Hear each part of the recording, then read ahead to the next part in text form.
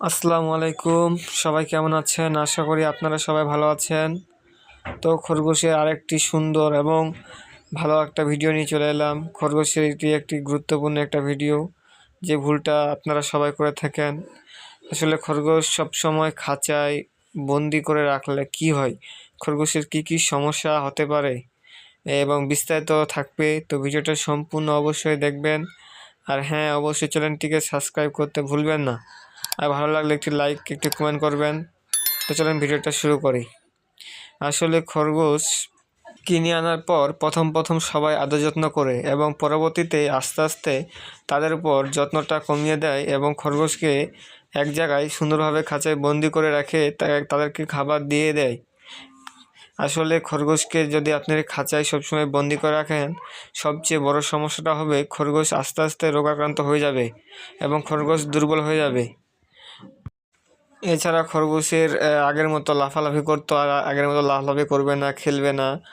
আগে সবসময় চুপচাপ থাকবে আর কি। এরকম বিভিন্ন রকমের সমস্যা হয়ে যাবে আপনার খরগোশের।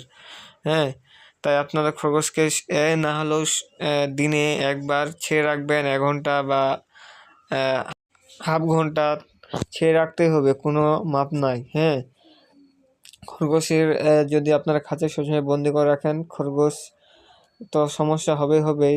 তারপর তারা যখন পটি করে, সেই পটির দুর্গন্ধে আপনার খরগোশের অনেক রকমের রোগাক্রান্ত হবে। যেমন খরগোশ আগের মতো খাবে না, খরগোশ লাফালাফি করবে না, সবসময় চুপচাপ থাকবে, মানে ঝিমড়ে থাকবে আর কি।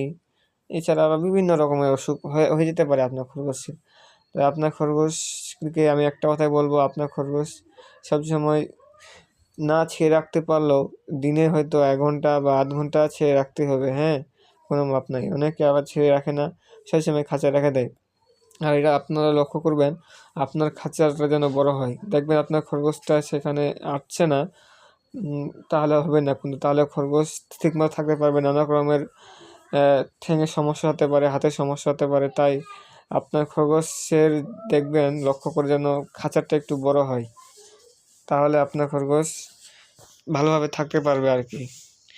যখন আপনারা দেখবেন, লক্ষ্য করে দেখবেন, যখন আপনার খরগোশটা 3-4 দিন পর ছেড়ে রাখার খাঁচায় দেওয়ার পর যখন ছেড়ে দিবেন, দেখবেন আপনার খরগোশটা বারান্দায় তিরিং বিরিং লাফাচ্ছে এবং খেলা করছে তারা। হ্যাঁ, তাই আপনার খরগোশকে যত তাড়াতাড়ি পারেন খরগোশকে সবসময় ছেড়ে রাখবেন এবং অবশ্যই লক্ষ্য রাখবেন আশেপাশে কুকুর বিড়াল কিছু থাকলে সেটাকে তাড়িয়ে দিবেন এবং লক্ষ্য রাখবেন। আবার ছেড়ে কথা চলে যাবেন না, নয়তো আপনার খরগোশকে কুকুর বা বিলাই অ্যাটাক করতে পারে আর কি। তো এই ভুলটা সবাই করে থাকে, খরগোশ সবসময় খাঁচায় বন্দি করে রাখে। আসলে এটা করা যাবে না, এটা করবেন না। সবসময় খরগোশকে খাঁচায় বন্দি করে রাখবেন না, 1 ঘন্টা হোক, হাফ ঘন্টা হোক ছেড়ে রাখবেন। তো আশা করি আপনি বুঝতে পেরেছেন। তো ভিডিওটা ভালো লাগলে অবশ্যই চ্যানেলটিকে সাবস্ক্রাইব করবেন। তো ভিডিওটা আজকে এই পর্যন্ত করলাম। ভালো থাকবেন, সুস্থ থাকবেন। খোদা হাফেজ, দেখা হচ্ছে পরের ভিডিওতে।